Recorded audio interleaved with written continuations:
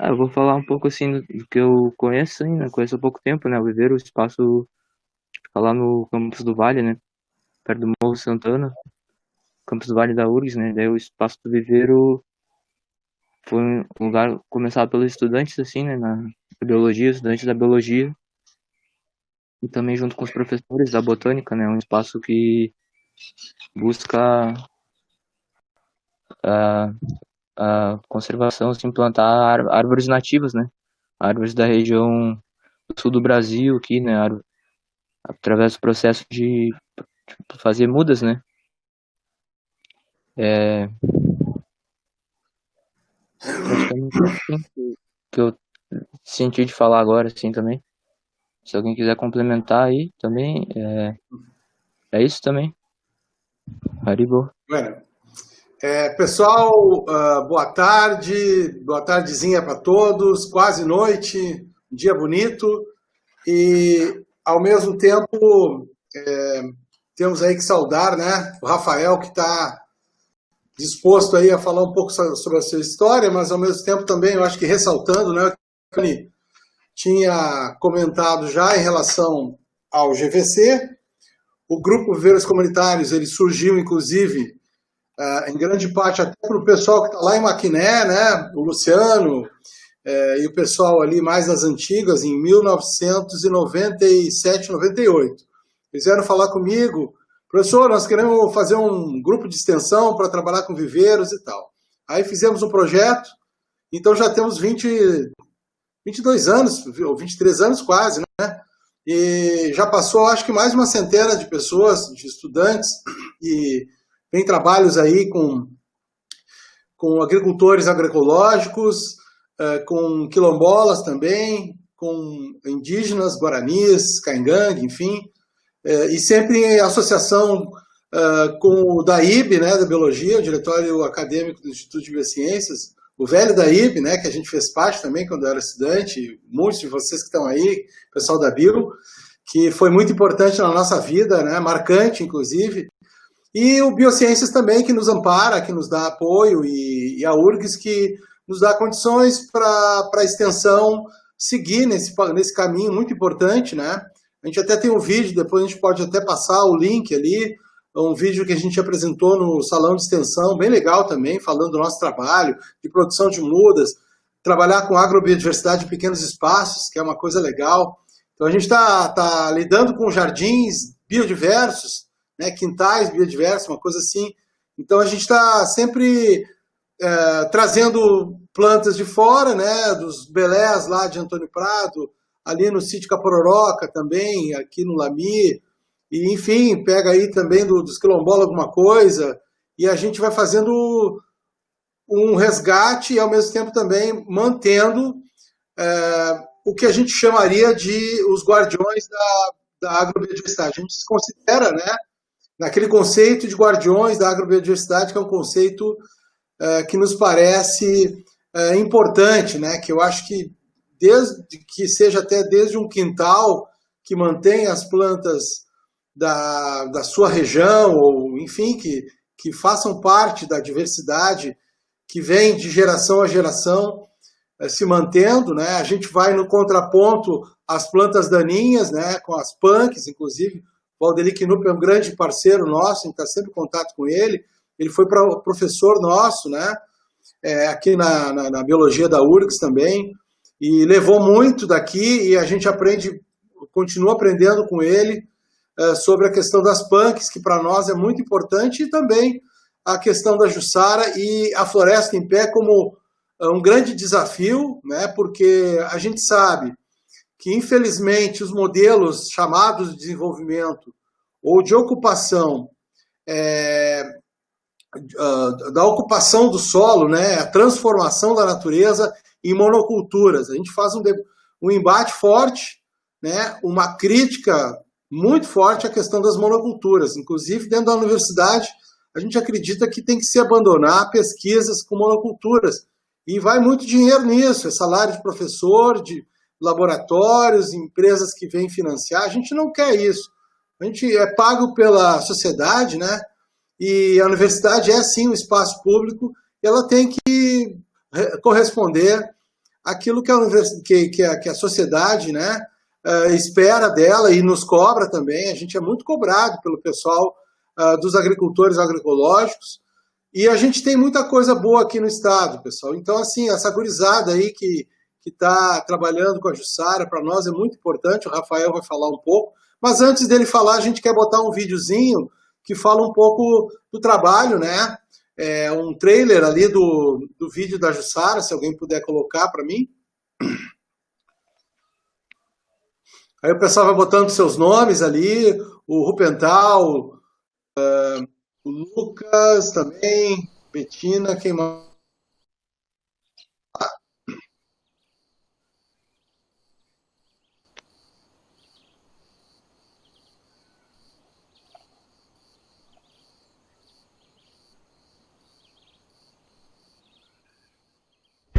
Dentre as árvores da natureza, ser palmeira. Dentre as mais lindas palmeiras, ser Jussara. O Brasil, um dos maiores mega biodiversidade do mundo. Tá, e aí? O que se faz com isso? Né? Vamos construir hidrelétrica, vamos soterrar tudo com água, abrir mineração em cima dessa biodiversidade? Não, vamos começar a usar de verdade. Vamos ser profissional, vamos ser empreendedor, então. Se houver protagonismo dos atores, como vem havendo na construção da cadeia, a nossa tendência é consolidar. Então, pensar na Jussara, eu acho que é pensar nessa floresta que a gente pode recuperar, né? De todos esses elementos que formam essa diversidade, cada um deles, o que ele significa e de como que a gente pode se relacionar com eles, né? Sentinela dos rios, beleza das cascatas. Seja Jussara e rege a força que brota das águas. Protegem as nossas vertentes e os morros mar. Bom, ali foi um pequeno vídeo, então vocês têm na internet, né, muito desse trabalho, né? É um trabalho que começou, eu acho que lá no final da década de 90, né? O pessoal que foi para, acho que depois o Rafael vai falar um pouco, que foram viajar lá tanto para a Amazônia, também para Ubatuba, né? E trouxeram a questão das despolpadeiras, enfim, a gente acompanhou um pouco isso. E eu acho que nós temos aí uma perspectiva muito grande pela frente, sempre ligados com a questão da agrobiodiversidade, que esses recursos da Jussara não seja apropriado por grandes empresas, né? Só para finalizar, então, a gente tem alguns encontros aqui a cada 2 semanas, né? Tivemos, há 2 semanas atrás, o Moisés da Luz falou sobre a erva mate também, que foi uma apresentação muito bonita que ele fez, também foi estudante aqui da biologia da URGS, e trabalhando com a questão do carijo, a erva mate carijo, que também tem um vídeo do pessoal do Catarse, então, e agora a gente vem trazer esse tema, né, da Jussara do ponto de vista estratégico e que resgata um pouco o nosso papel da nossa sociobiodiversidade. Então, Rafael, se tu puder, tá conseguindo conectar aí para a gente conversar? Quando é que tu entrasse Olá, nessa? pessoal, Rafael? boa tarde, então. Boa Pergunta tarde a provocadora. todas e todos. Não, e a resposta é longa. Tá boa a minha conexão? Tá rolando de me ouvir, de me enxergar? Beleza. Então, assim, eu vou tentar ser um tanto quanto sucinto, mas ao longo da minha fala eu vou fazendo os links, assim, porque realmente é um universo muito complexo, né? Então, primeiro de tudo, eu gostaria de agradecer ao convite aí do Grupo Viveiros Comunitários, porque eu tenho muito orgulho de ser prata da casa, assim, né, como a gente fala, e eu acho que todo mundo que se dedica um pouco a esse trabalho, assim, né, como é um ambiente bem vinculado ao DAIB, ao diretório, como o Braque falou, ele tem também uma dinâmica de pessoas que estão participando e realizando, assim, protagonizando os trabalhos, né, mas cada pessoa que vai ali planta uma sementinha, bota uma energia, ela com certeza ela tem um valor incrível, e assim como cada sementinha que foi plantada por alguma pessoa, ela tem também um valor incrível, porque o processo não é à toa que a gente chama aquele espaço de laboratório vivo, porque ele é um espaço que propicia muitas relações, muitas sacadas, enfim, o cultivo de uma semente e o acompanhamento dela, o encaminhamento dela, a busca de novos frutos e novas sementes, a observação e o acompanhamento desse ciclo, ele nos transforma profundamente quanto seres humanos, né? Então, enquanto biólogos, mais ainda, porque a gente acaba tendo uma consciência diferente desses processos e se vinculando muito mais, né? No meu caso, assim, quem tem afinidade com a parte da botânica, logicamente. Então, quando eu entrei na Bio, era 2004.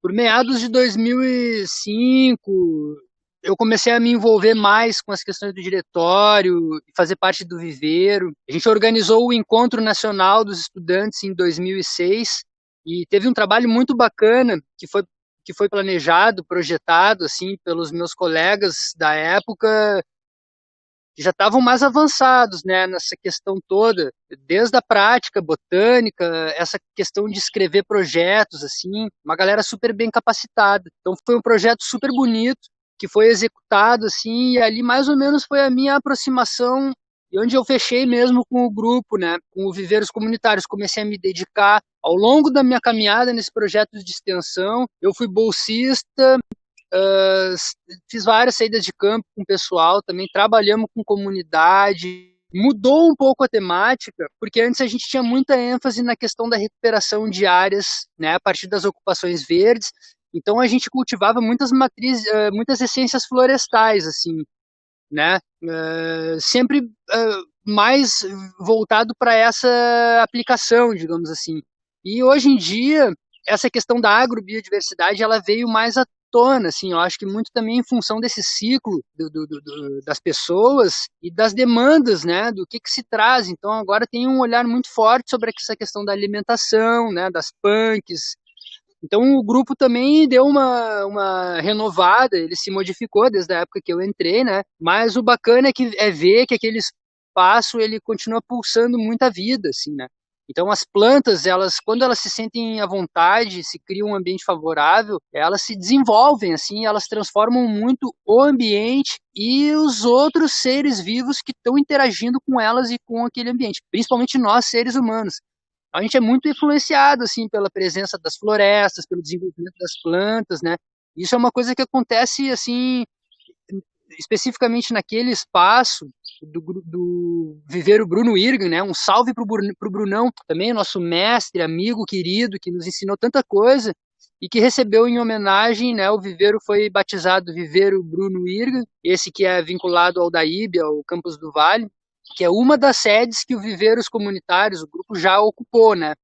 Então essa dinâmica desse projeto de extensão, aí eu quero fazer um link assim na minha história vivida ali dentro. O Braque falou assim, claro, a universidade ela apoia, mas muito mais é a resistência dos professores, principalmente do Paulo Braque e dos alunos, porque a gente vai num fluxo contrário mesmo, é tudo muito pingadinho, o recurso, o espaço, a gente é bem oprimido e tentam nos tirar de qualquer maneira e a gente resiste, então é um trabalho de resistência. A gente está ali contestando a lógica acadêmica e promovendo uma sabedoria que a universidade não nos propicia no currículo, né? Então isso para mim é uma das coisas mais importantes a ser dita sobre o grupo Viveiros Comunitários, porque a experiência de quem passa por ali é única, assim, não tem comparação, né? E então, assim, isso que eu vou falar tudo agora, a minha história, certamente está vinculado às pessoas e aos processos aos quais eu passei dentro do grupo Viveiros Comunitários. Tenho muito orgulho de dizer isso,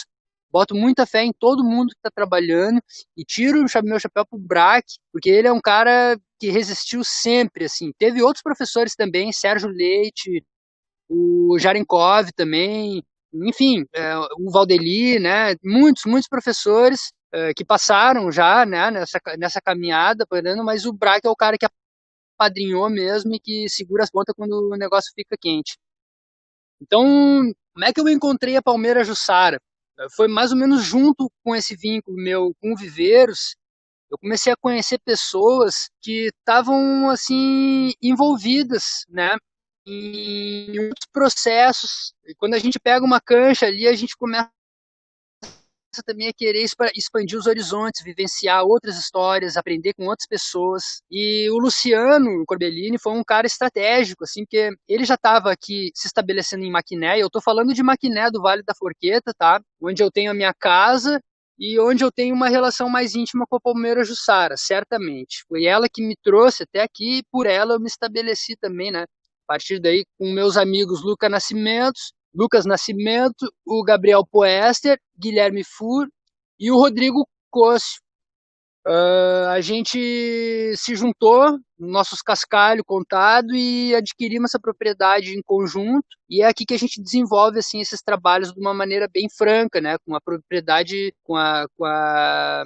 digamos, com pertencimento de algo que é nosso, assim, né? Nosso método, nossa maneira de cuidar dessa floresta, dessa terra. E tem muita jussara aqui ainda, muito menos do que tinha antes, mas sobrou bastante em relação à pressão que ela vem sendo submetida, né?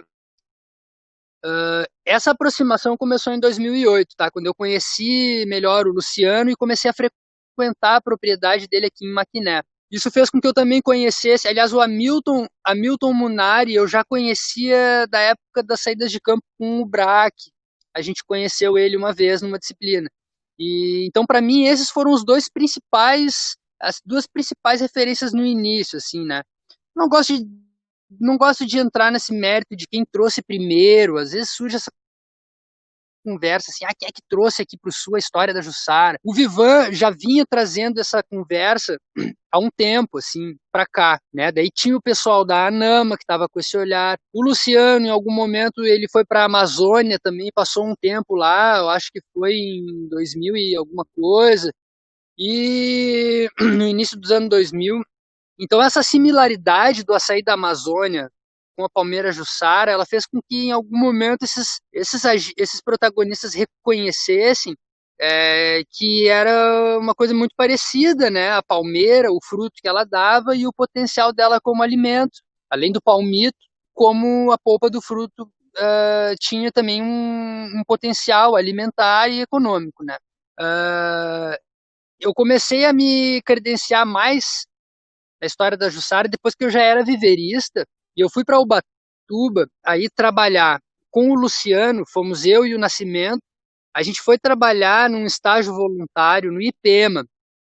A gente trabalhava no viveiro agroflorestal lá, vinculado a um projeto da Rede Jussara também. A Rede Jussara era um projeto que foi coordenado, acho que foi concebido por um grupo do qual o Luciano fazia parte, né? E lá em Ubatuba, como hotspot de Mata Atlântica, muita Jussara mesmo, assim, por todos os lados. As comunidades tradicionais já a planta estava mais inserida na realidade dessas comunidades, né? Então lá era de fato um terreno fértil para o aprendizado, assim. E foi lá que eu me capacitei. Alexandre Caminhão também.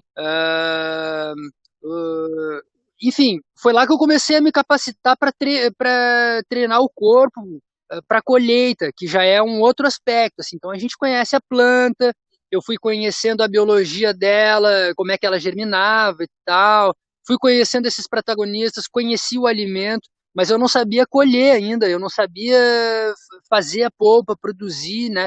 Então foi lá no IPEMA, nesse período de Ubatuba, que eu comecei a me capacitar nesse sentido. E é um treinamento assim, gente, olha, claro, para colher um cacho, 2 cachos. Agora, quando tu tá na pegada para produzir uma quantidade de polpa mesmo, às vezes a gente colhe 40 quilos por pessoa, né? Carrega aquilo no mato, leva. Depois tem a despolpa, que é todo um protocolo de despolpa também. Armazena, congela, até chegar num ponto que tu consome, né, tu tem o teu consumo interno, o excedente tu começa a comercializar, ou a levar, compartilhar com as pessoas, né? Então, nesse período em 2008, 2009, a gente passou um ano trabalhando lá, eu e o Nascimento, a gente se capacitou muito nessa pegada da colheita, assim, né? Da prática, de andar no mato, reconhecer os estágios de maturação do fruto, reconhecer as áreas em regeneração. A gente começou a ter uma vivência bem prática, assim mesmo, com vários aspectos dessa cadeia, né? Da cadeia de valores que a gente chama da palmeira Jussara, que não é só o palmito, não é só o fruto, ela ainda oferece madeira, material para artesanato, muito, né? Ela promove toda uma configuração do ecossistema florestal também. Então ela dá uma, digamos, ela dá uma nova condição para a regeneração da floresta, porque ela chama muita fauna que se alimenta dela, ela chama polinizadores também, ela cria um ambiente mais úmido, porque ela vai fechando bem o subbosque. É uma dinâmica muito interessante, assim, a palmeira Jussara. Então foi nesse ano que eu comecei a me aprofundar. E aí quando eu voltei para Porto Alegre, voltei para Porto Alegre, daí 2010, a gente já voltou com a ideia fixa de adquirir uma propriedade em algum lugar, assim, para trabalhar com a floresta mesmo, viver na floresta, né? Encontramos Maquiné, o Nascimento que me apresentou o Fundão da Forqueta. Na verdade eu já conhecia Maquiné, e ele me trouxe para o Fundão da Forqueta. A gente conheceu ali uma comunidade que estava trabalhando já com a palmeira Jussara. Começou é um quebra-cabeça assim que vai se montando nessa coisa da rede. Quando a gente está de fora dela, a gente tem uma visualização da rede X, né? Quando tu entra na rede, começam a vir outras coisas e tu começa a acessar outras experiências, outros protagonistas, né? As pessoas querem te perguntar e trocar semente, tu vai em outros lugares para colher e produzir também. Então, a partir do momento que eu voltei para Porto Alegre, que a gente começou a se transferir para Maquiné também, tinha um movimento já aqui rolando em Maquiné, e se fundou uma associação que se chama Associação Içara. Essa associação de agricultores, coletores, artesãos, assim, educadores, né, por essência, ela agregava algumas iniciativas assim de pessoas que eram desse núcleo ao qual eu estava me inserindo, que tem muito a ver com o pessoal da ANAMA, com a galera também da ANAMA, né? E essa associação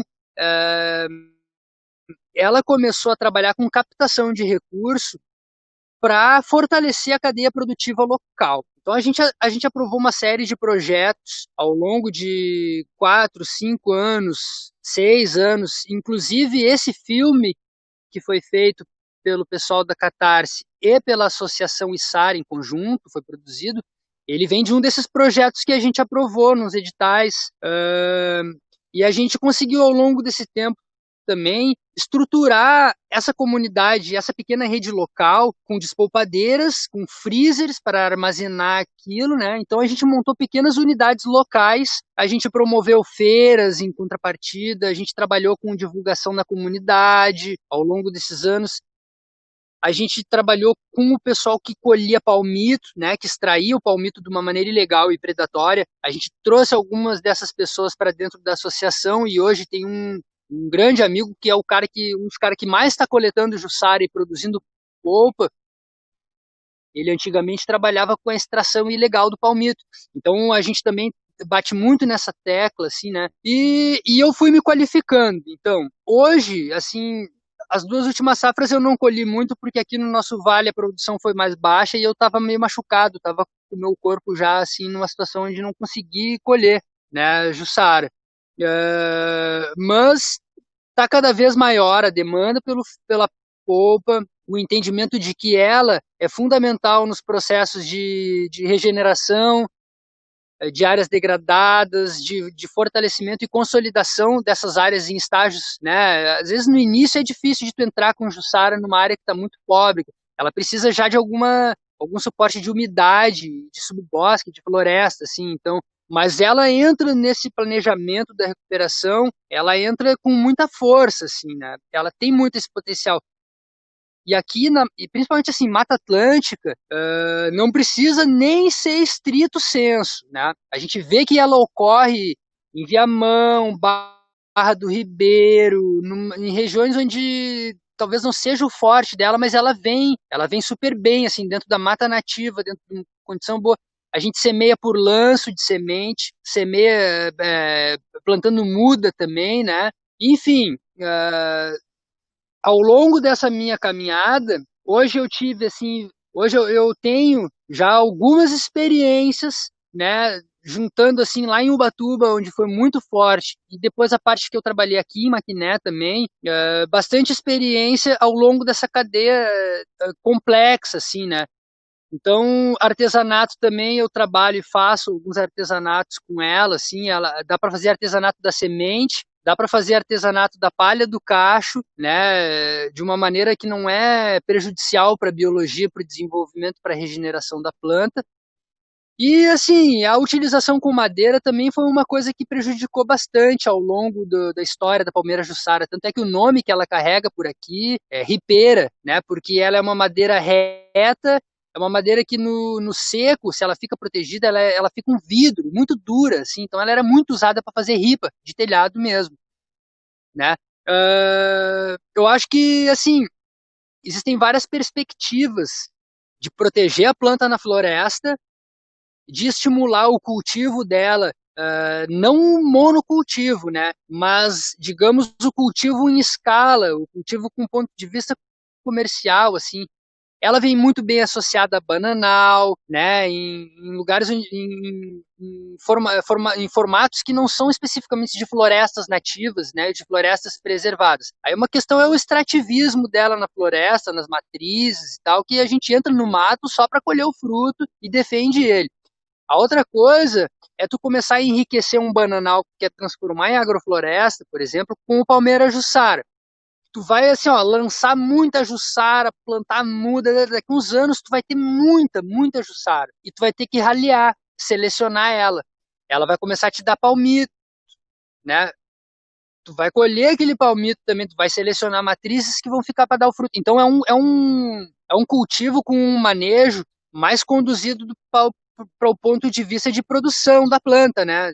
Para que ela produza também. Nunca sozinha, sempre em consórcio, porque ela vai beneficiar o sistema agroflorestal, a agrofloresta vai beneficiar ela, né? E ela está muito bem inserida nessa mudança de paradigma. Assim. Uma floresta produtiva, ela é produtiva. Agroflorestas são sistemas produtivos, sim, e são muito mais harmônicos, né?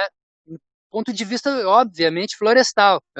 Então, assim, a palmeira jussara, ela se mostrou para mim com todo um potencial de trabalho enquanto biólogo, enquanto agricultor, que eu comecei a ver que na parte acadêmica ali, assim, a agronomia é uma coisa, né? A biologia é outra, assim, se encontram ali, flertam um pouco, mas eu desconstruí a minha identidade já, eu não sei mais dizer assim, se eu sou agricultor, se eu sou biólogo, e eu não sou nenhum nem outro.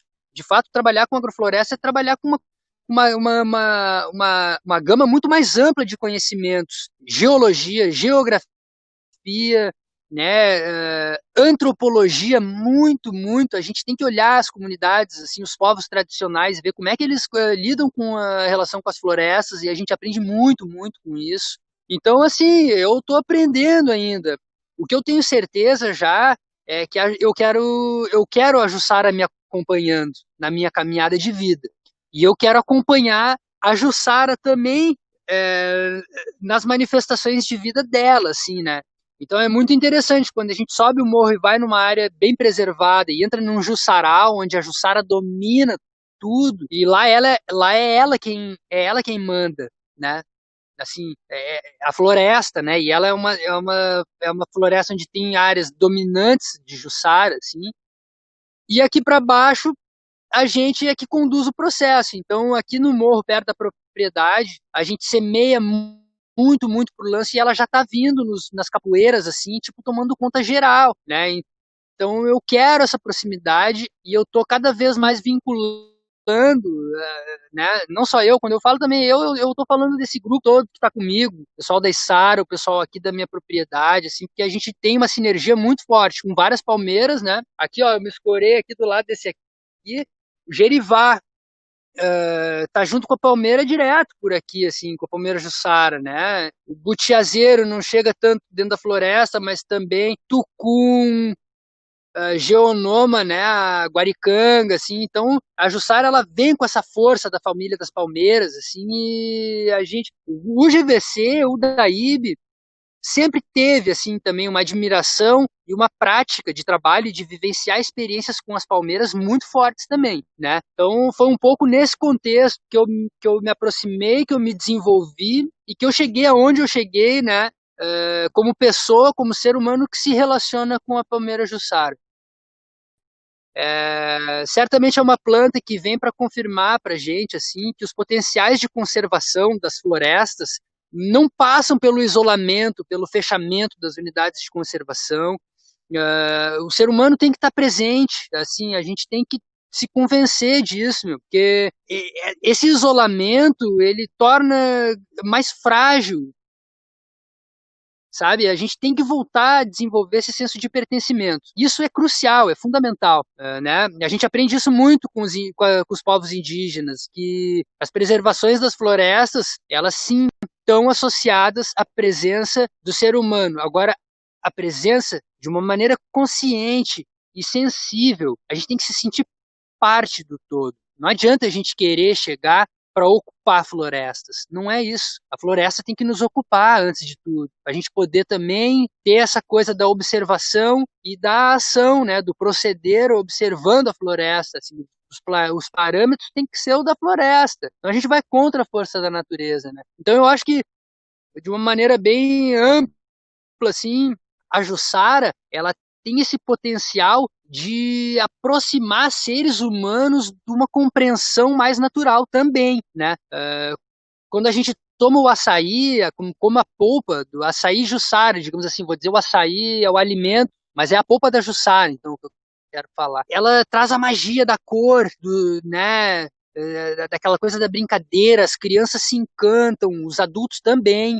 Quando tu colhe um cacho, participa de uma coleta, tu leva para uma máquina e tu tira a polpa grossa caindo, assim, escorrendo densa. Gente, aquilo é mágico, é um alimento muito rico, é uma medicina muito forte e com certeza ela traz essa sensibilização, assim, que eu acho que é uma coisa mais profunda, ela toca no espírito das pessoas. E às vezes é isso que está faltando, assim, os seres humanos eles estão meio protegidos demais, né, ou afastados demais, assim, e a gente tem que se sensibilizar e sensibilizar os nossos semelhantes, né, em relação a isso. Então eu vou agora abrir um pouco, vou tomar um chimarrãozinho, eu estou acostumado com a dinâmica do chimarrão consciência, vou abrir, de repente, para uma pergunta aí, ou para o Braque, para alguém que queira mediar, né, porque eu se deixar eu vou falando, tem muita coisa e eu vou me perdendo também. Beleza, pessoal? Então abri uma rodada aí enquanto eu tomo um chimarrão, tá? Beleza, muito bom. Poxa, eu tô aqui até, como é que eu vou dizer, quase que uma lágrima aqui de emoção, cara. Muito bonita a tua fala, cara. Maravilhoso, maravilhoso. Mas eu acho que eu até quero te fazer umas perguntas, eu até coloquei ali para o pessoal também perguntar alguma coisa, né? Eu vou fazer uma pergunta inicial. Tu achas que inicialmente ali no Vale, no Maquiné, onde vocês estão morando, houve uma diminuição da retirada do palmito, assim, de uma maneira indiscriminada? Porque o palmito também ele é possível de ser retirado, é possível de ser manejado e utilizado no momento em que houver uma densidade maior também, né? Existe uma viabilidade, existe uma possibilidade do uso do palmito também. Mas tu achas que houve o pessoal começou a se dar conta, diminuiu um pouco?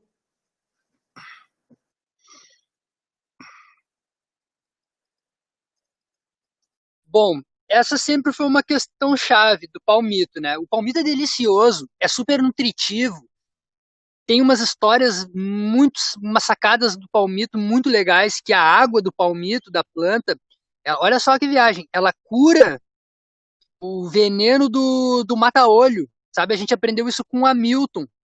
Uma vez, se foi o Fur, alguém que estava a gente estava dando uma banda na mata e ele pegou no mata-olho, limpou na camisa e depois fez assim com a camisa. E o Hamilton ensinou isso, né? O leite do palmito, ele cura na hora ali, se tu aplica. Então, assim, eu não sou contra o palmito de maneira nenhuma, eu sou super a favor. Mas isso que tu falou, Braque, tem tudo a ver. Ele tem que ser manejado e conduzido numa situação específica. Se a gente vou responder a tua pergunta antes de começar a viajar. Sim, houve uma diminuição por vários fatores aqui no Vale do Maquiné. Primeiro, presença humana. Os fundos de vale, onde ainda tem as populações mais resistentes, com as matrizes fortes mesmo, populações mais densas, manchas maiores, começaram a ser ocupados esses fundos de vale também. Aqui o Forqueta, no Maquiné, é um dos vales menos com menor população, assim, né? Digamos, a população original já vazou, agricultores, né, assim, e agora essa galera que tá vindo é essa galera que eles chamam de hippie, né? Essa nova geração, neo-rurais, enfim, agroflorestais, e a gente já vem com essa bandeira da Jussara. Então, aqui na Forqueta, por exemplo, quando a gente chegou na propriedade, eles estavam vindo por cima do morro, porque ficaram sabendo que a gente ia comprar e adquirir essa propriedade, e eles estavam rapelando o que dava. E a gente subiu lá em cima no Jussaral, abriu um acampamento e se instalou lá para conter, assim, né? Sempre o encontro é uma coisa desagradável. A gente nunca encontrou isso e espera nunca encontrar, assim, pessoas que estão executando, né, o crime ali, o ato de pegar o palmito, porque é perigoso. Mas a gente comprou esse risco porque a gente queria muito defender. A gente veio para cá por causa daquelas populações de Jussara. Então, a gente conseguiu, de uma certa maneira, assim, não só a gente, teve um efeito positivo. O fato de se divulgar muito o potencial da polpa também, o Hamilton foi um cara fundamental, porque ele fala, conversa, ele é um militante da Jussara, assim, né?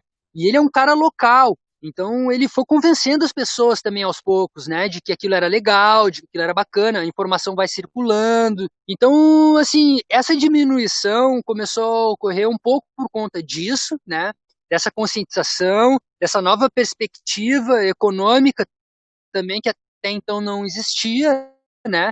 O viés econômico da extração do palmito era sempre o único em relação à planta, né? Tirar ela para ripa é muito difícil também, assim, colher muita ripa para vender.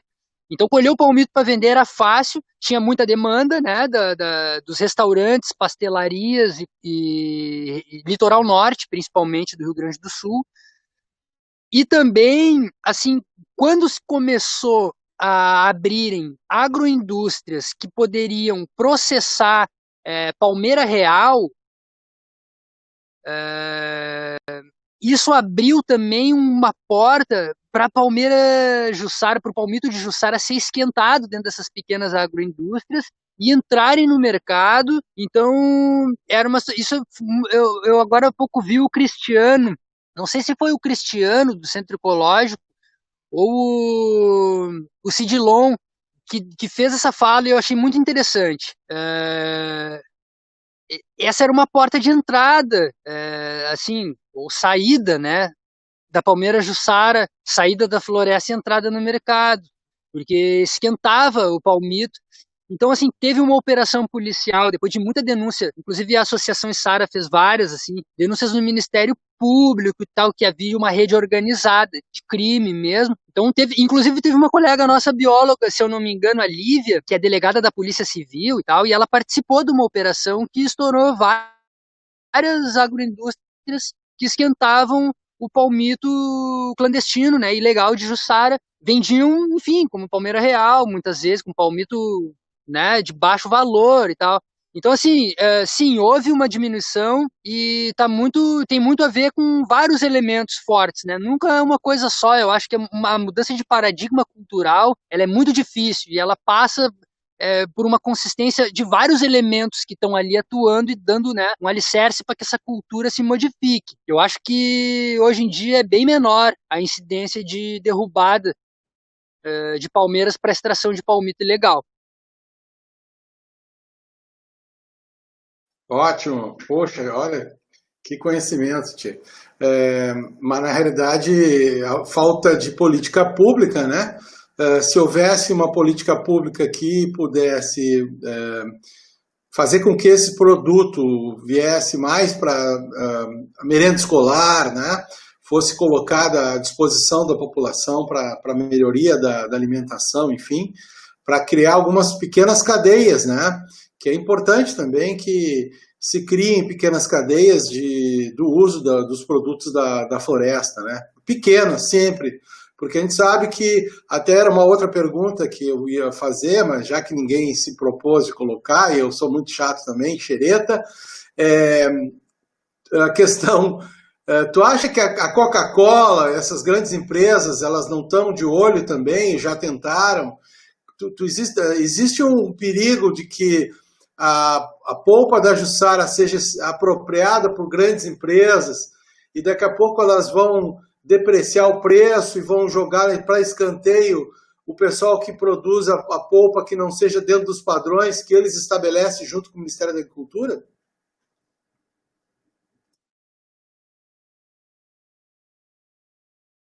Muito boa pergunta, Braga. A gente, em vários momentos isso surge, assim, né, nessa minha história com a planta e com esses grupos, com a galera que trabalha, é uma situação delicada. A gente quer divulgar e promover porque ela tem muito valor, né, a polpa, mas ao mesmo tempo tem que ser protegido, porque sim, já estão de olho.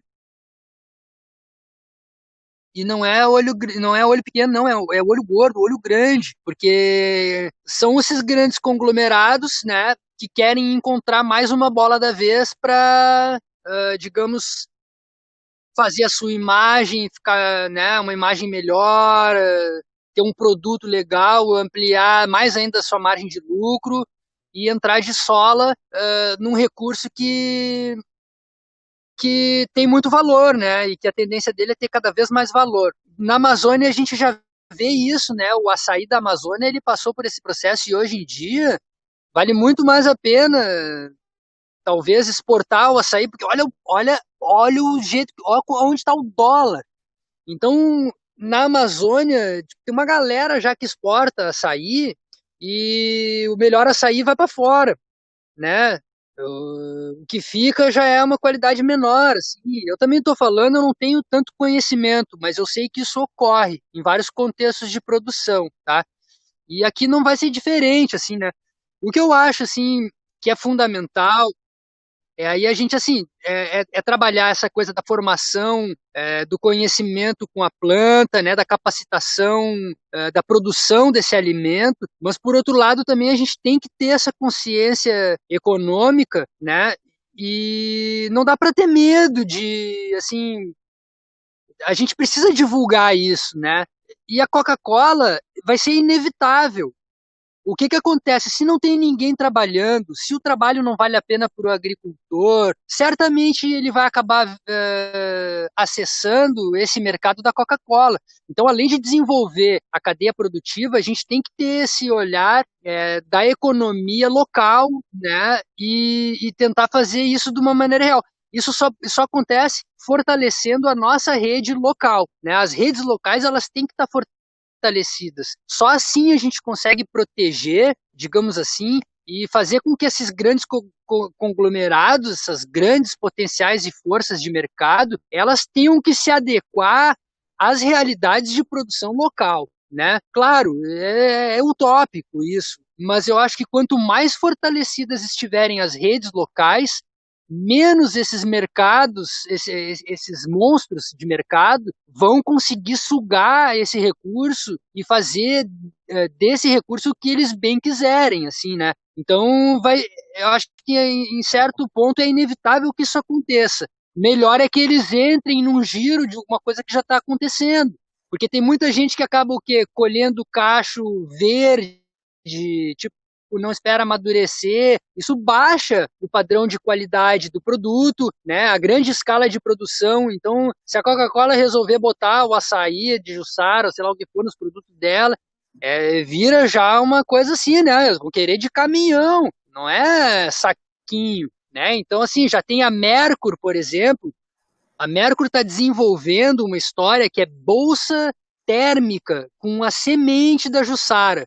O Hamilton, ele recebeu, assim, a visita, estava desenvolvendo um teste, assim, uma história que a Mercur estava comprando o que sobra da polpa, né, a semente beneficiada já, e limpa, lavada, por um preço X, assim, que é mais ou menos preço de mercado para transformar em bolsa térmica. Tipo assim, daí tu bota a bolsa no forno, bota no freezer e ela conserva a temperatura. Tem já também iniciativas transformando a semente da Jussara queimada, assim, né? Ela vira um carvão e funciona como carvão ativado para purificar a água. É uma parada muito interessante também, assim, né?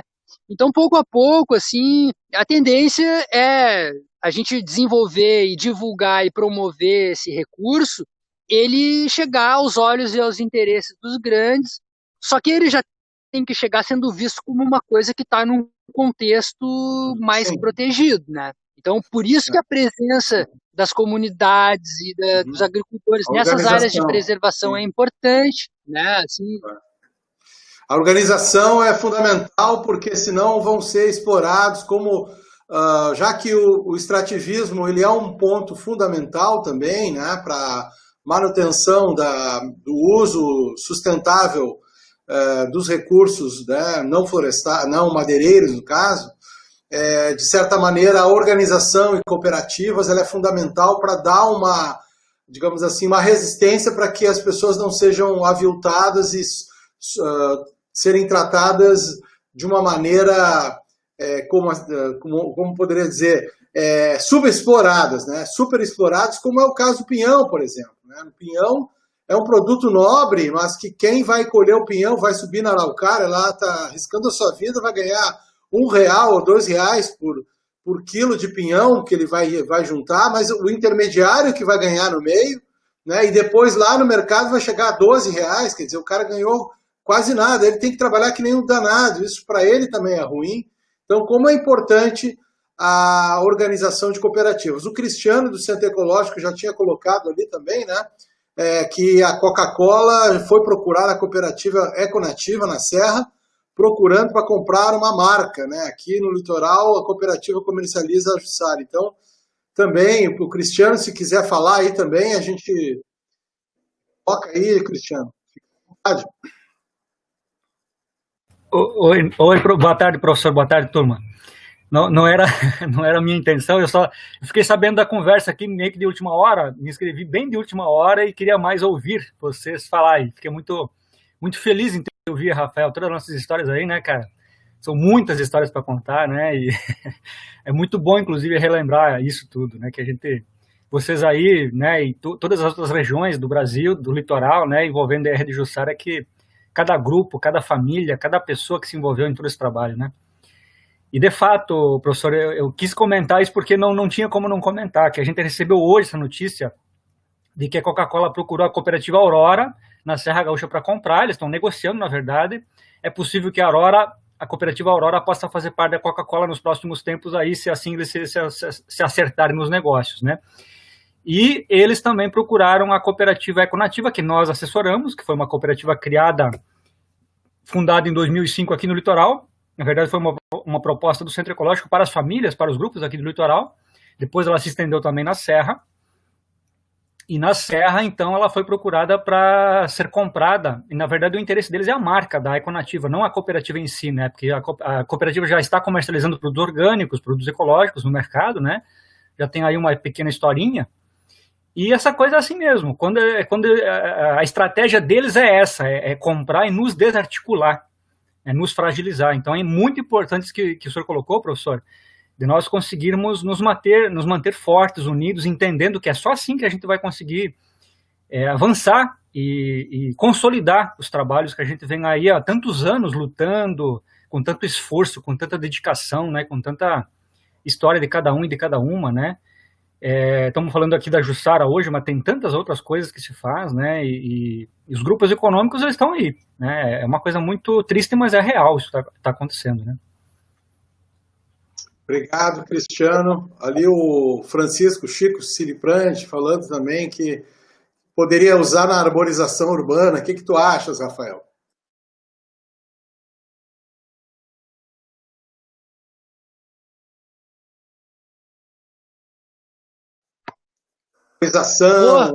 Eu acho ótimo.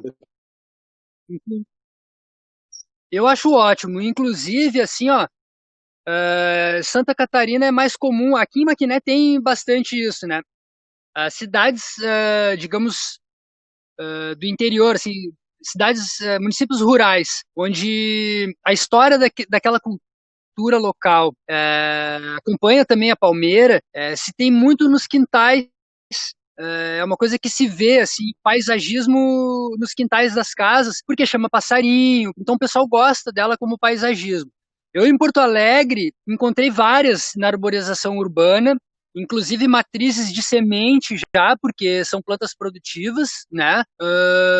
Eu semeei bastante no quintal da minha casa, da casa da minha mãe lá, tem um quintalzinho, assim, para a realidade, né? É uma ilha. E eu montei uma agroflorestinha, assim, desde o tempo que eu comecei no GVC. E agora, sim, tem plantas lá que já estão com 10, 12 anos produzindo.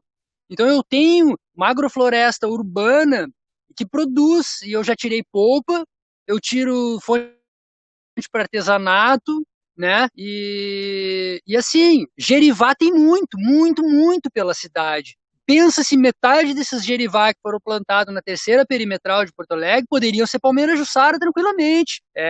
O que acontece? A palmeira jussara ela depende mais de água, assim, nesse cenário de arborização urbana, tá? Porque o gerivá ele já vai melhor ali, ele acho que ele tem uma dinâmica natural de acompanhar um pouco melhor essa transição do campo, entre floresta e campo, as dinâmicas de borda e tal. A jussara ela já é mais de dentro de mato mesmo, então teria que ter um acompanhamento melhor, mas é aquilo que tu falou, né, Braque? Política pública.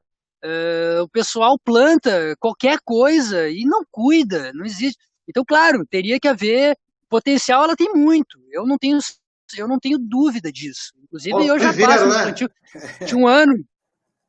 Nós não temos viveiro. Falta viveiro, é isso aí, claro. O viveiro que tem em Porto Alegre. E eu me lembro, assim, uma coisa interessante. E o da Fundação Zoobotânica, lá do Jardim Botânico, também está à beira de fechar também, porque os governos não dão importância.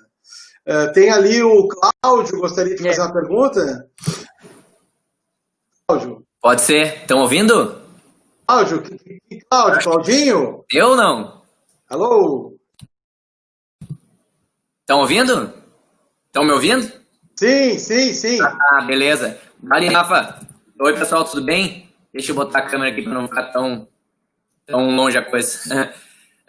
Não, gostei um monte da tua fala também. Me emocionei também bastante aqui. É legal ver isso do pessoal que tá no próprio território fazendo, né, a luta e a resistência toda. E a gente vê que tem essa motivação maior ainda, né? Que a gente, muitas vezes, perde a coisa e vocês estão muito mais fortes ali nessa resistência, né?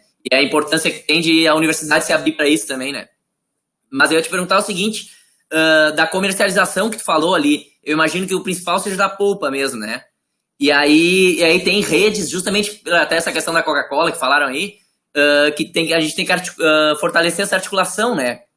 Para comercializar e conseguir fortalecer essa resistência. Eu ia te perguntar como que vocês fazem essa comercialização, se é junto com outros produtores que fazem, se tem alguma rede, se vocês têm a despolpadeira de vocês, ou daí junta com o pessoal da região aí, como funciona essa parte mais da comercialização, assim, fiquei pensando. Se puder falar um pouquinho. Valeu. Bom, beleza. Grande Cláudio. Existem assim, ó, existe uma série de... Opa! Aí.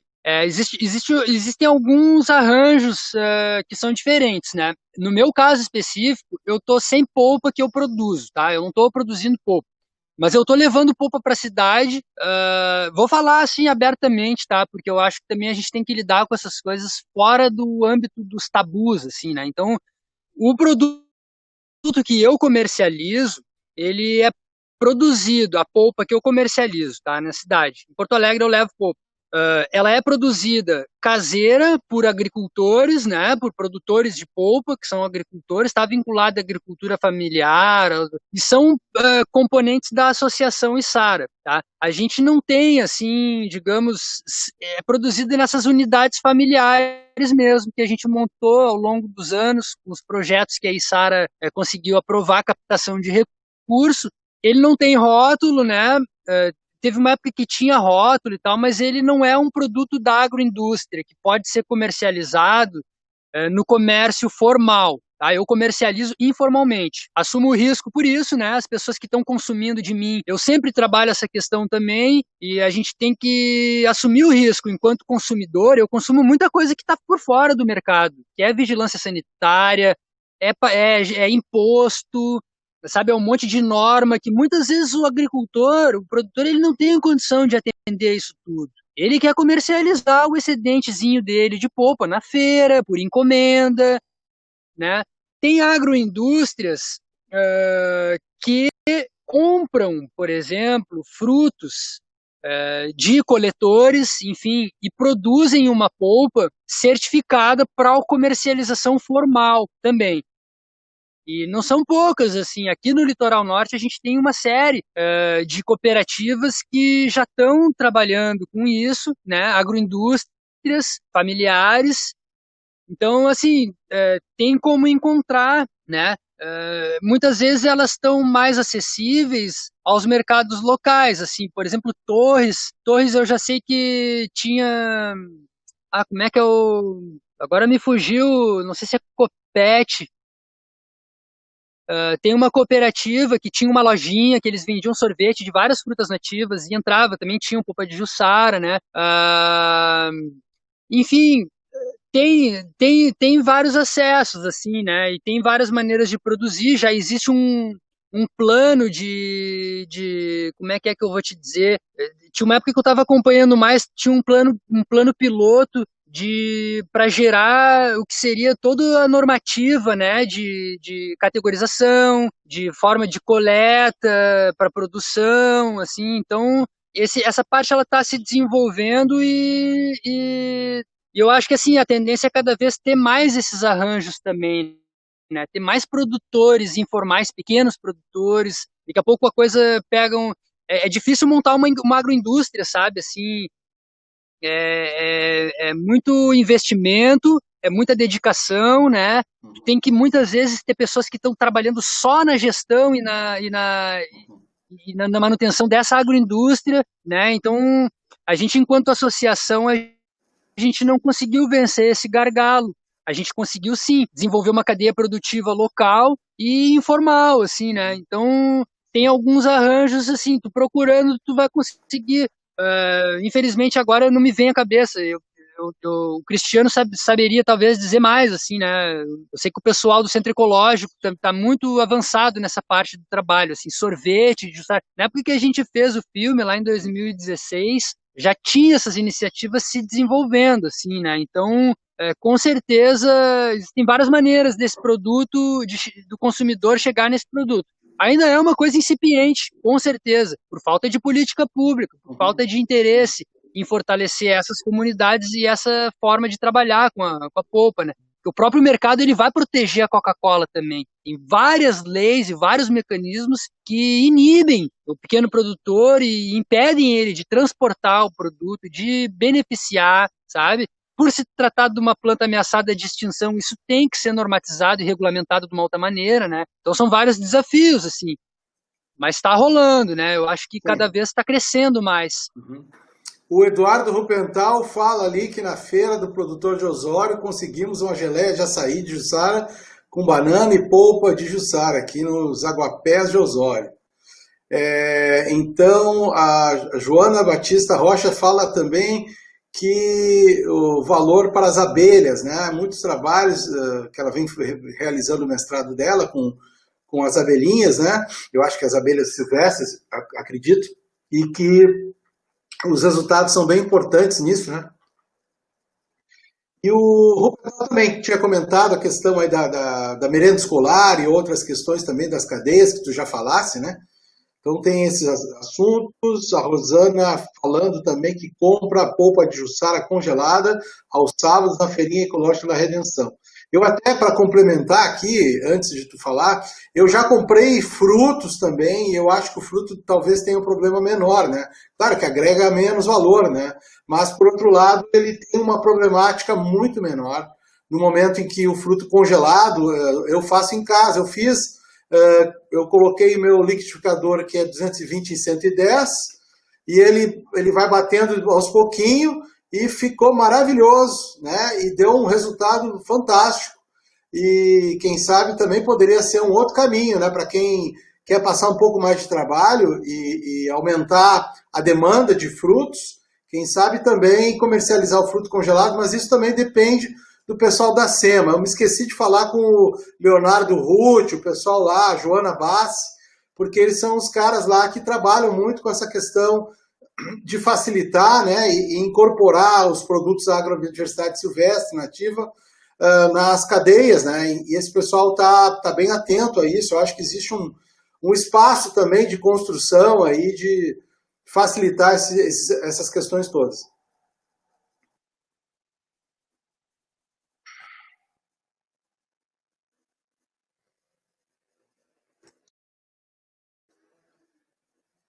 Dá um tempo aí para te tomar o teu mate, tchê. Mas é isso, né? Então temos, eu acho que... E se alguém quiser também, eu não estou acompanhando o chat. Para mim tá difícil, é que eu não conheço muito esse aplicativo, eu estou me perdendo. Então eu não sei se tem alguém querendo fazer alguma pergunta também, ou compartilhar a fala aí.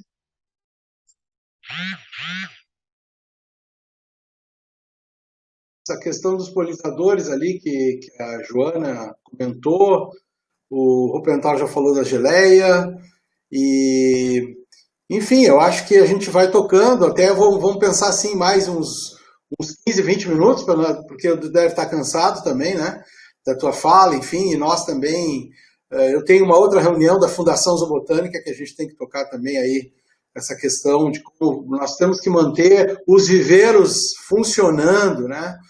É muito importante, aí eu também perguntaria para ti, como é que tu vê aí a possibilidade, eu não sei como é que está o viveiro da FEPAGRO em Maquiné, que não é mais a FEPAGRO, mas como é que está a questão também da produção de mudas de Jussara e outras mudas agroflorestais pela agricultura familiar? Bom, eu não saberia te dizer como é que está a situação do viveiro da FEPAGRO lá. Faz tempo que eu não vou. E eu sei que, assim, bom, teve aquele né, o desmonte ali, e a retomada Guarani, né? Então, eu não sei se eles estão ainda produzindo na estrutura.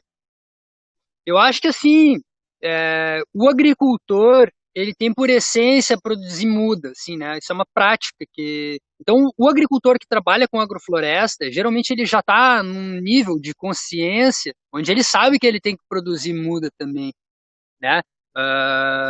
Um dos projetos que a Içara aprovou, a gente construiu uma estufa e um viveirinho ao lado da casa de semente do Hamilton. Então, assim, ali se produz alguma coisa de muda, né? Esse com certeza é um ponto chave, assim, né? Tem que se estimular isso. Aqui a gente, por exemplo, a gente trabalha muito mais com o lanço, com a recolocação da semente do que com a produção de muda para a nossa própria demanda, né? Vender muda também é uma coisa que exige um ajuste ali na legislação também, né? Não sei como é que tá. Agora eu sei que o biólogo já pode assinar, ser responsável técnico de viveiro, né? O agricultor, eu acho que ele pode botar no bloco dele de produtor a venda de mudas. Enfim, os recursos que vêm às vezes para compensação ambiental, eles podem ser direcionados, né, para essa aquisição de mudas. Mas eu acho que nos viveiros ainda não é muito significativo. Assim, eu costumo encontrar um monte de outras coisas que são inusitadas, assim, muitas vezes não tem quantidade de muda de palmeira jussara, né? Sim. Lá em Ubatuba isso já era uma realidade bem diferente, assim. Tanto nas lanchonetes a gente encontrava polpa, às vezes, e sucos e tal, falando que era jussara mesmo, né? Quanto a gente via muitos viveiros, assim, também, familiares com boas quantidades de muda, né? Acho que é isso. O Joseph também, ele pergunta ali em relação a os cursos, em fazer cursos de manejo jussara. Eu tenho muita vontade de participar do processo e vivenciar um despolpe. Como tu vê, como comunidades quilombolas, né? Aí em Maquiné, a inserção desse assunto no manejo da Jussara, né? Como é o acesso às informações para essas comunidades quilombolas, né? Então, uma pergunta mais no sentido aí também das comunidades, né, tradicionais, enfim, como é que e a questão também de cursos e tal, como é que tu vês? Cara, muito boa pergunta também, assim. Isso é um projeto que a gente está engatilhado, assim, aqui no nosso espaço, chama Espaço Mato Dentro. A gente tem potencial para fazer isso, né? Para fazer esse tipo de curso de capacitação. Inclusive, a gente já estava elaborando, agora com essa história de pandemia fica difícil, né? Mas são atividades fundamentais, assim, porque muitas vezes essas comunidades elas têm a presença da planta já na sua cultura, mas elas também sofrem muita pressão desse gargalo, assim, né? A despolpadeira que a gente usa para tirar a polpa, ela vem da Amazônia, né? É a que é usada, a mesma que é usada no açaí da Amazônia. Então aqui não se tinha uma cultura, né? Muitas vezes a planta está presente, mas se sabe muito melhor como tirar o palmito, como usar a madeira, do que como fazer a polpa, né? Então é fundamental para a gente fortalecer essa cadeia produtiva e chegar num ponto onde as comunidades também estejam com um senso de um grau de pertencimento maior, capacitar para coleta, né, para depois manejar ela no mato também, assim. Então, com certeza, eu acho que quem está protagonizando já a produção e o manejo da planta, eu acho que é quem tem mais potencial, assim. A gente já fez, né, vivências, assim, numa escala um pouco menor, oficinas de despolpa, inclusive na feira lá da Biodiversidade pela Boca. Esse tipo de coisa tem que acontecer. E também é uma coisa que deveria haver políticas públicas. Às vezes, assim, se a gente escreve um projeto e tal, né, chega no ponto de desenvolver, captar um recurso, rola, mas é super difícil, né? A gente sabe que a realidade são poucos recursos e é difícil também escrever um projeto, aprovar e tal, mas atividades como essa são de fundamental importância para a manutenção e preservação da planta, né? Tanto no sentido de manter ela no local, de pé, nas matas, as populações, quanto que as comunidades, as pessoas têm que estar capacitadas para utilizar esse recurso, né? Sim. É a única maneira, com certeza. Camila Flores pergunta se vocês pensam em fazer cursos e tal, de agroflorestas e... Claro que agora na pandemia fica complicado, mas eu acho que deve estar na agenda de vocês aí futura, né? Então, eu fiz no ano passado aqui com a minha família, né, na nossa propriedade, porque é o que se chama de uma comunidade, né? Assim, eu gosto mais do conceito de tribo. A gente tem uma casa aqui, uma família numa outra casa lá, e setembro passado eu fiz uma vivência vivência familiar usada nessa questão aí, a gente vai voltar com esse tipo de atividade, assim. O Eduardo Rupental fala também que ele é professor na escola rural, né? Acha bem importante, eles têm cursos técnicos e tal, e o Cláudio também fala criar uma rede e tal, mas acho que essa questão, eu até te perguntaria se, do ponto de vista turístico, por exemplo, eu sei que lá o Valdeci, a família do Valdeci e a dona Zelma, né, lá em Morrinhos do Sul, né, eles têm também, recebem as pessoas, claro que agora nessa situação ficou complicado, mas a ideia deles também era investir na questão turística para que as pessoas que viessem da cidade, enfim, conseguissem visualizar como é que é o processo, né, da produção da Jussara, agrofloresta, enfim. Também do ponto de vista turístico, eu acho que é uma questão interessante para quem quer conhecer e também aproveitar os produtos locais, uma alimentação de produtos locais com a Jussara e outros produtos como lá no Valdeci.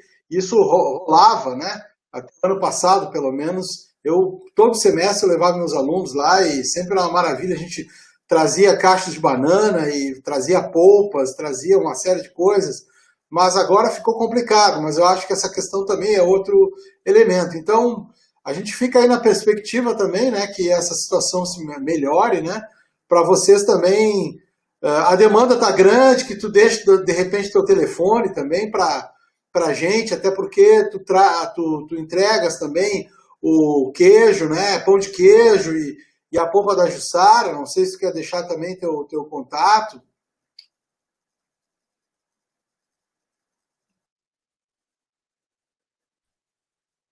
Bom, seguramente, assim, a gente tem que esperar, né, as coisas mudarem um pouco do jeito que elas estão, não dá. Mas, enquanto isso, eu acho que é importante também ir planejando, ir pensando para, no momento oportuno, certamente essa parada do turismo, das vivências, elas têm alto potencial econômico para os agricultores, para as famílias, né? Ela tem um potencial muito grande de sensibilização também e de conhecimento da realidade. Então elas fazem esse link na cadeia de uma maneira muito eficiente, assim. É muito interessante isso, tanto para quem promove quanto para quem participa, né? Então, e aí o meu contato, eu vou escrever no chat ali, Rafael Panis, né? Eu tô nas redes sociais aí, Facebook, Instagram, é onde eu divulgo mais esses produtos, né? Eu quero enriquecer um pouco a minha lista também com outras coisas e tal. Por enquanto é a Jussara e o pão de queijo. E é isso aí. Eu acho que a gente buscando, né? Quem está consumindo tem que buscar essa. Às vezes dá mais trabalho, né? Não tem sempre a oferta ali, mas a gente tem que buscar esse consumo consciente também. E quem está produzindo tem que se esforçar para fazer de alguma maneira isso chegar. O esforço entre uma ponta e outra da cadeia, né? E a cadeia, ela se chama cadeia porque uma ponta puxa a outra também, né? Então, isso é super importante. Tu tens um e-mail aí para as pessoas entrarem em contato contigo também? Como é que é? Tem. Qual é o e-mail que eu posso... meu e-mail é rafaelpanis@gmail. Tá. rafaelpanis@gmail, tá. Beleza, então acho que o pessoal já botaram ali, né? Então acho que, pessoal, não sei se alguém quer falar alguma coisa meio no finalzinho, mais uns minutinhos, porque o Rafael deve estar cansado já. O chimarrão dele, acho que a água já terminou. E ele deve estar a fim de ir atrás do mato ali daqui a pouco, né, Rafael? Para desaguar esse chimarrão todo.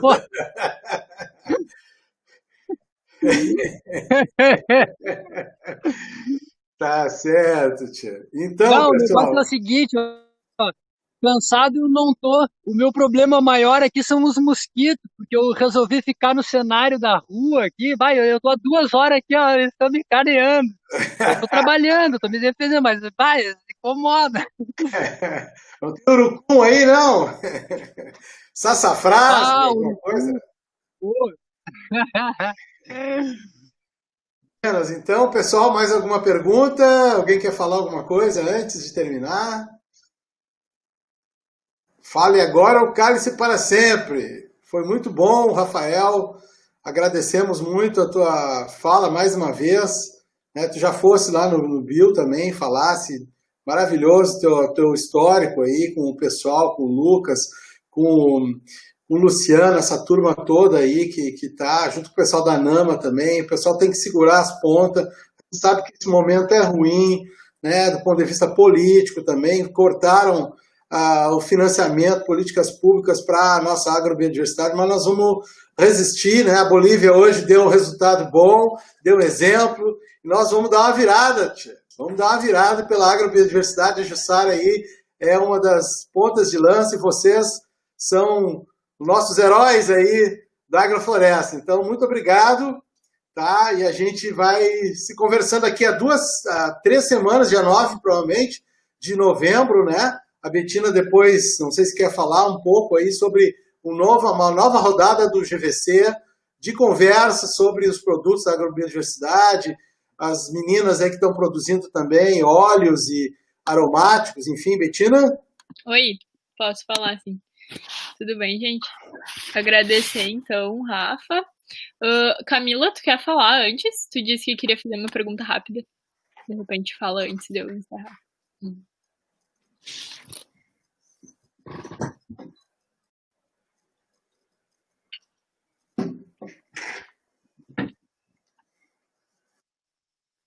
Não tô te ouvindo.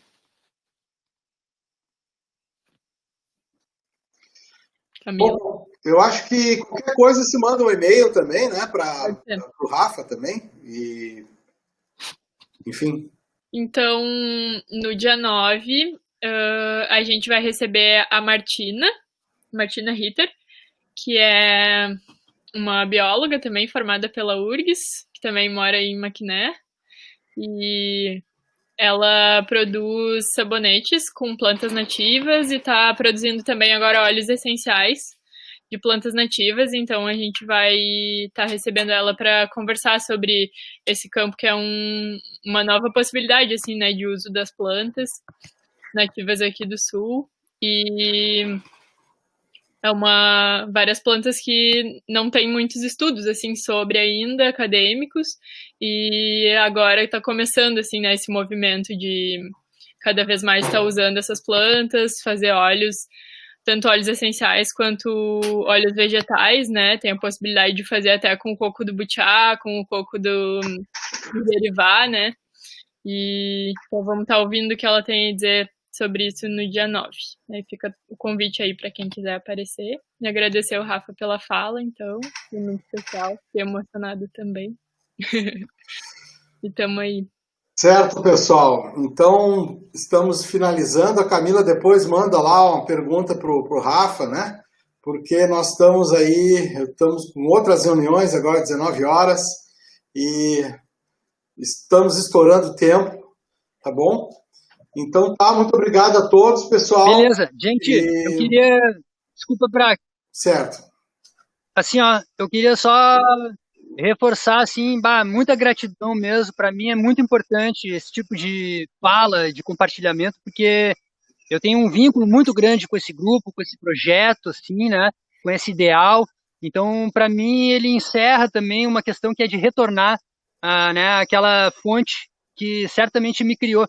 E eu agora, na minha viagem, que eu vejo que a gente é como se fôssemos árvores numa floresta, assim. Cada um de nós, no seu momento, no seu tempo, no seu espaço, a gente se fortalece nessa rede, assim. Então, muito bom. Eu agradeço pelo convite. A Martina é uma pinta muito especial, minha vizinha, mora aqui do lado, aqui também. Super recomendo assistir, ouvir a fala dela. Uma mulher, mãe, agricultora, super empoderada no processo. Então, agradeço, parabenizo e vamos junto, gente. Tamo junto. Nós somos a mesma onda, mesma vibe. Aí, nós na floresta, o pessoal na cidade e na academia, a gente dando soco em faca de ponta. Vamos embora, vamos plantar semente. Muito amor e luz para todo mundo, galera. Aí, pessoal. Então, apareçam aí, vamos terminar então com... Certo? Então, pessoal, muito obrigado, Rafa. Certo, valeu, gente. Então. Até mais. Beleza? Obrigado também. Tá bom.